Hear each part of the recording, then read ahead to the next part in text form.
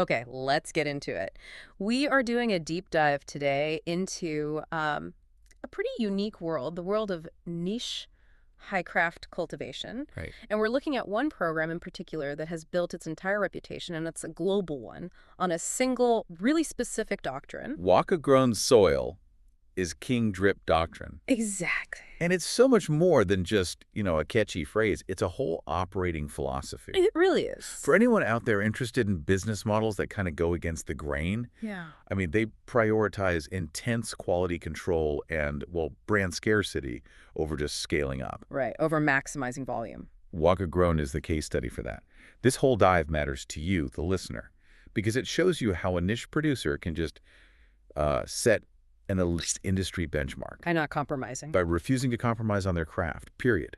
So our mission today is to tear into the source material we have and really break down the core parts of their success. That foundational philosophy, their unique growing system. And that exclusive reputation economy they've built. Yeah, we're tracing the drip, so to speak, right from the dirt up.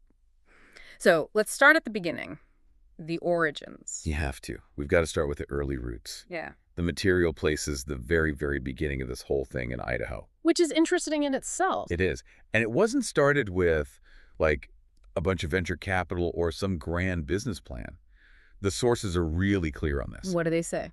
It began as a personal passion, a quest, really, to chase flavor and craft and a level of quality that, most people would think is almost unattainable. And this is long before it was a career. That origin story is so key, I think. It establishes that flavor, not profit, was the main driver from day one.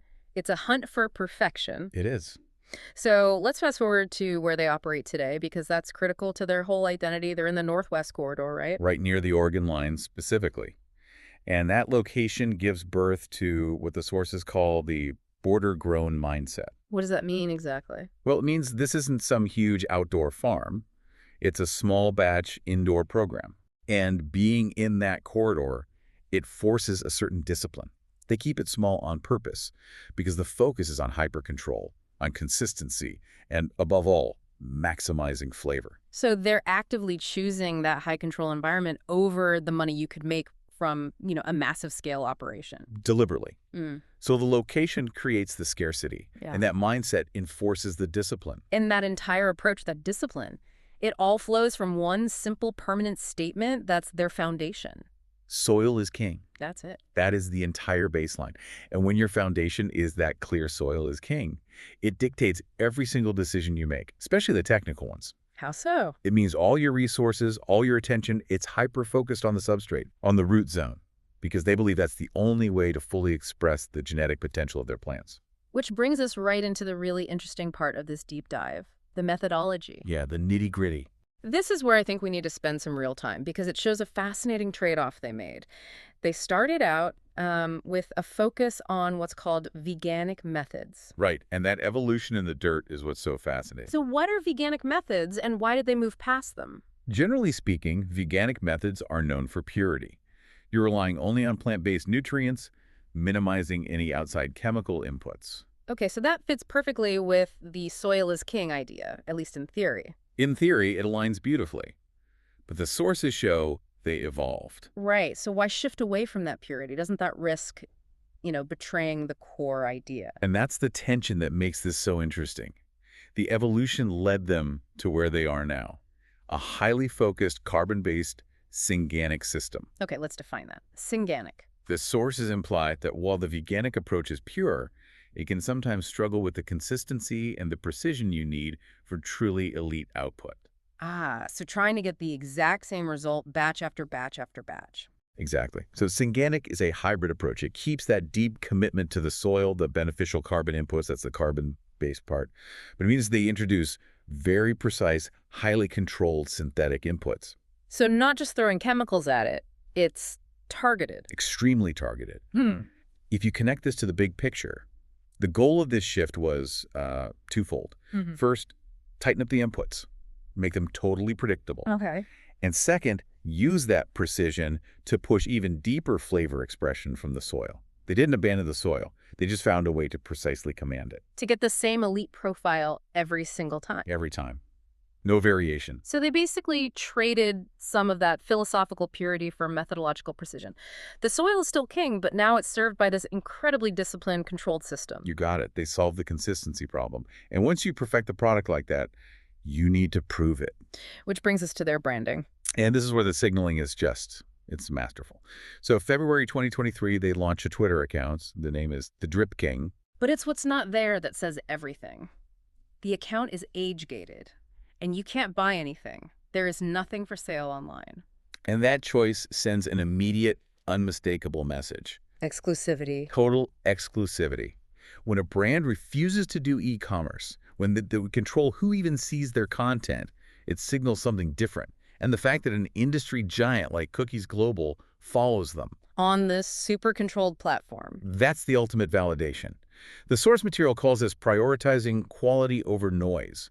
They're not chasing the big market. They want the approval of the top connoisseurs. That's the definition of building a reputation economy. The product itself is the signal, not the marketing. And the proof is in the output, what they call the keepers. These are the elite cuts that I guess survived the rigorous Synganic testing. We have to look at this list of keepers not just as names, but as proof that the method works.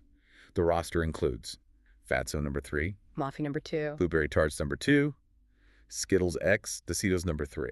There's also Rude Boy, OG number 7, Orange Cheddar Cheese, and Zake number 1. That numbering system, the number 3, number 2, number 7, that tells you something. It points to a really deliberate selection process, a phenol hunt. It's incredibly deliberate. They didn't just grab a popular seed.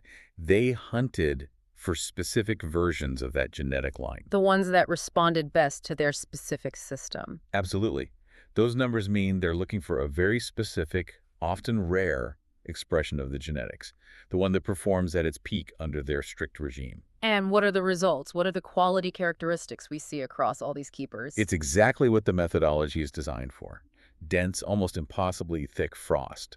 A heavy, complex terp load, which means intense flavor and aroma. And reliable, long-lasting highs. The method delivers a predictable, elite experience every single time. Okay, so they've got this elite, consistent product, but if they're not selling it online, no storefronts, how does it actually get to people? This is where their distribution model, or as the sources say, where the packs land, gets really fascinating. This is the mechanism that maintains the scarcity.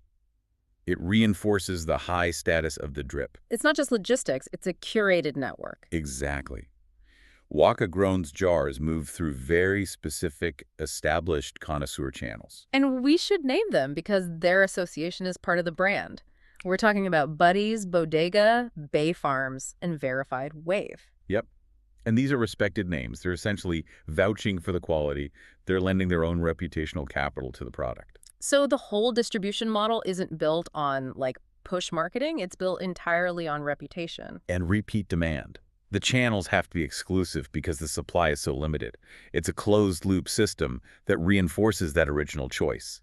Quality over scale. It makes sense. If you run a small batch, high-control program, your distribution has to mirror that exclusivity. It has to make sure it gets into the right hands, the connoisseurs. And their reach isn't just local. It's not just the West Coast. They have a very specific, very important connection to one of the biggest markets in the world. The NYC connection. Tell me about that. Waka Grown has a main point man in New York City, an individual known as Maple Reserve. I love his title. The sources call him the exotic prince of New York. That's a great title. He's not just a distributor then, he's a curator.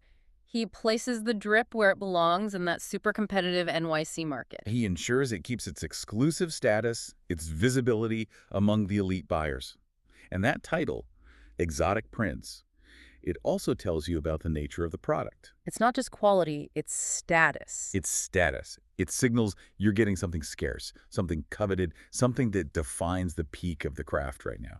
This whole system, from the soil in the Northwest to the exotic prince in New York, it's a perfect case study. Perhaps so. It shows how operational rigor translates directly into global brand recognition, even with a tiny footprint. So after this whole deep dive into their methods and their market strategy, what's the big takeaway for the listener? What does Waka Grown really teach us about defining excellence? I think Waka Grown is just an incredible case study in the power of radical focus. The lesson is that when you establish a foundational methodology, that soil is king doctrine, and you back it up with a hyper-controlled technical system, And you refuse to compromise on scale. you can set the definitive industry standard. Their success proves that sticking to your guns on the method is what creates the benchmark. The source material ends with a pretty bold statement that I think sums it up. What's that? Nothing else drips more than Waka, and that's a fact. They achieved that status by digging deeper into the dirt. That is a powerful conclusion. And the final thought I want to leave you with, based on all this material, is to just reflect on the business paradox that Waka Grown presents. How can a small batch, indoor operation, built on one simple idea, soil is king, achieve global recognition? How do they get followed by massive operators like Cookies Global? It wasn't through a huge marketing budget. No. They didn't achieve it by spending millions or generating a ton of noise. They did it simply by prioritizing craft, by maintaining scarcity, and by letting the product and its reputation do all the heavy lifting. The product speaks for itself. It does. So maybe you should ask yourself, how might defying conventional business logic by staying small and focused actually be the most powerful growth strategy of all? Something to chew on.